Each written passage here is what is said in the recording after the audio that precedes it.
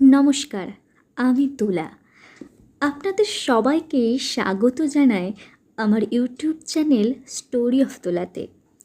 মূলত এই চ্যানেলে আমি কবিতা পাঠ করি, কিন্তু বেশ কিছুদিন ধরে মনে হচ্ছিল চ্যানেলের নামই যেখানে স্টোরি অফ তুলা, সেখানে তো গল্প পাঠ করা যেতেই পারে।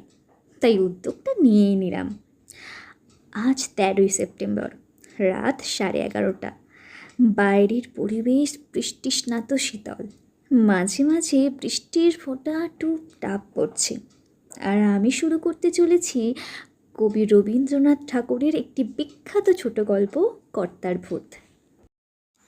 বুড়ো কর্তার মরণকালে দেশ শুদ্ধ সবাই বলে উঠল, তুমি গেলে আমাদের কী দশা হবে।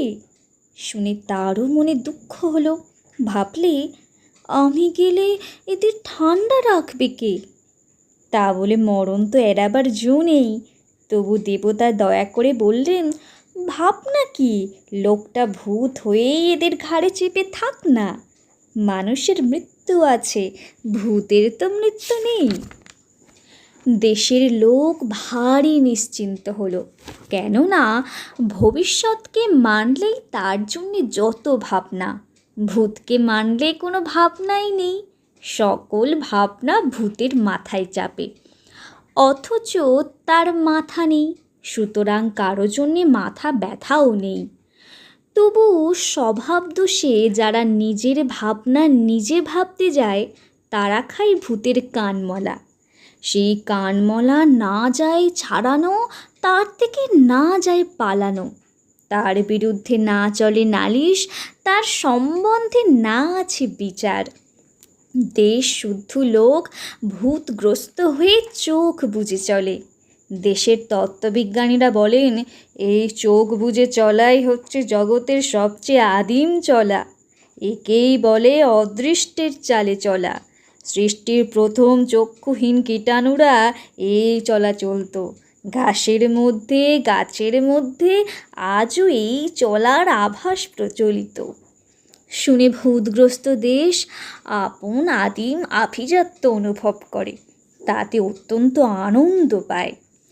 ভূতের ন্যায়ে ভুতুড়ে জেলখানার দারোগা, সেই জেলখানার দেয়াল চোখে দেখা যায় না, এই জন্য ভেবে পাওয়া যায় না সেটাকে ফুটো করে কী উপায়ে বেরিয়ে যাওয়া সম্ভব। এই জেলখানায় যে ঘানি নিরন্তর ঘোরাতে হয়, তার থেকে এক ছটাক তেল বেরোয় না, যা হাটে বিকোতে পারে। বেরোবার মধ্যে বেরিয়ে যায় মানুষের তেজ। সেই তেজ বেরিয়ে গেলে মানুষ ঠান্ডা হয়ে যায়। তাতে করে ভূতের রাজত্বে আর কিছুই না থাক, অন্ন হোক, বস্ত্র হোক, স্বাস্থ্য হোক, শান্তি থাকে। কত যে শান্তি, তার একটা দৃষ্টান্ত এই যে, অন্য সব দেশে ভূতের বাড়াবাড়ি হলেই মানুষ অস্থির হয়ে ওঝার খোঁজ করে। এখানে সে চিন্তাই নেই, কেননা ওঝাকেই আগে ভাগে ভূতে পেয়ে বসেছে। এইভাবেই দিন চলত। ভূত শাসনতন্ত্র নিয়ে কারো মনে দ্বিধা জাগত না। চিরকালই গর্ব করতে পারত যে এদের ভবিষ্যৎটা পোষা ভেড়ার মতো ভূতের খোঁটায় বাঁধা। ভ্যাও করে না, ম্যাও করে না, চুপ করে পড়ে থাকে মাটিতে, যেন একেবারে চিরকালের মতো মাটি। কেবল অতি সামান্য একটা কারণে একটু মুশকিল বাঁধল। সেটা হচ্ছে এই যে, পৃথিবীর অন্য দেশগুলোকে ভূতে পায়নি। তাই অন্য সব দেশে যত ঘানি ঘোরে তার থেকে তেল বেরোয় তাদের ভবিষ্যতের রথচক্রটাকে সচল করে রাখবার জন্যে, বুকের রক্ত পিষে ভূতের খড়পড়ে ঢেলে দেবার জন্যে নয়। কাজেই মানুষ সেখানে একেবারে জুড়িয়ে যায়নি, তারা ভয়ঙ্কর সজাগ আছে। এদিকে দিব্যি ঠান্ডায় ভূতের রাজ্য জুড়ে খোকা ঘুমোলো, পাড়া জুড়োলো। সেটা খোকার পক্ষে আরামের, খোকার অভিভাবকের পক্ষেও। আর পাড়ার কথা তো বলাই আছে। কিন্তু বর্গি এলো দেশে, নইলে ছন্দ মেলে না। ইতিহাসের পথটা খোঁড়া হয়েই থাকে। দেশে যত শিরোমণি চূড়ামণি আছে সবাইকে জিজ্ঞাসা করা গেল, এমন হলো কেন? তারা এক বাক্যে শিখা নেড়ে বললে, এটা ভূতের দোষ নয়, ভুতুড়ে দেশের দোষ নয়, একমাত্র বর্গিরই দোষ। বর্গি আসে কেন? শুনে সকলেই বললে, তা তো বটেই। অত্যন্ত সান্ত্বনা বোধ করিলে। দোষ জারি থাক, খিড়কির আনাচে কানাচে ঘোরে ভূতের পেয়াদা, আর সদরের রাস্তায় ঘাটে ঘোরে অভূতের পেয়াদা। ঘরে গেরস্তর টেকা দেয়, ঘর থেকে বেরোবারও পথ নেই। একদিক থেকে এ হাঁকে খাজনা দাও, আর একদিক থেকে ও হাঁকে খাজনা দাও। এখন কথাটা দাঁড়িয়েছে খাজনা দেব কিসে? এতকাল উত্তর দক্ষিণ পূর্ব পশ্চিম থেকে ঝাঁকে ঝাঁকে নানা জাতের বুলবুলি এসে বেবাগ ধান খেয়ে গেল। কারও হুঁশ ছিল না। জগতে যারা হুঁশিয়ার, এরা তাদের কাছে ঘেঁষতে চায় না, পাছে প্রায়শ্চিত্ত করতে হয়।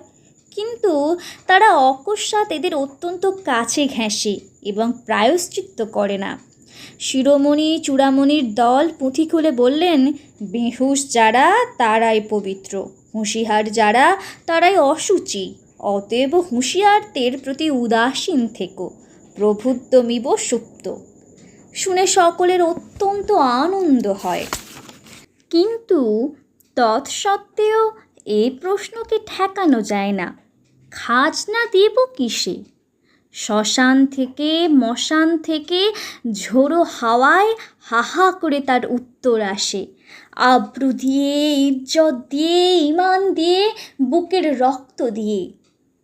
প্রশ্ন মাত্রেরই দোষ এই যে যখন আসে একা আসে না।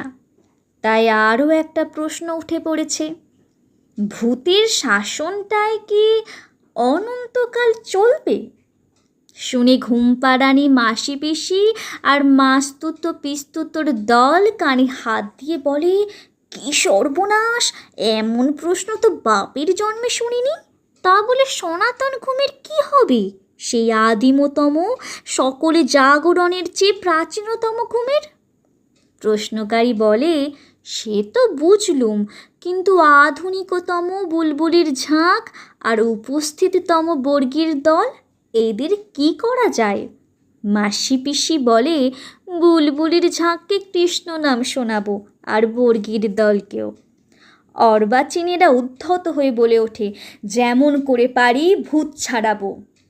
ভূতের নায়েব চোখ পাকিয়ে বলে, চুপ, এখনও ঘানি অচল হয়নি। শুনে দেশের খোকা নিস্তব্ধ হয়, তারপরে পাশ ফিরে শোয়।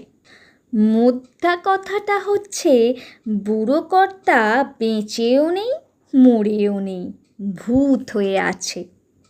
দেশটাকে সে নাড়েও না, অথচ ছাড়েও না। দেশের মধ্যে দুটো একটা মানুষ, যারা দিনের বেলা নায়েবের ভয়ে কথা কয় না। তারা গভীর রাত্রে হাত জোড়ো করে বলে, কর্তা, এখনো কি ছাড়বার সময় হয়নি? কর্তা বলেন, ওরে অবোধ, আমার ধরাও নেই ছাড়াও নেই, তোরা ছাড়লেই আমার ছাড়া। তারা বলে, ভয় করে যে কর্তা। কর্তা বলেন, সেইখানেই তো ভূত। আজকে এখানেই শেষ হলো কবি রবীন্দ্রনাথ ঠাকুরের কর্তার ভূত। গল্পটি কেমন লাগলো অবশ্যই জানাবেন। ভালো লাগলে পাশে থাকবেন। ধন্যবাদ।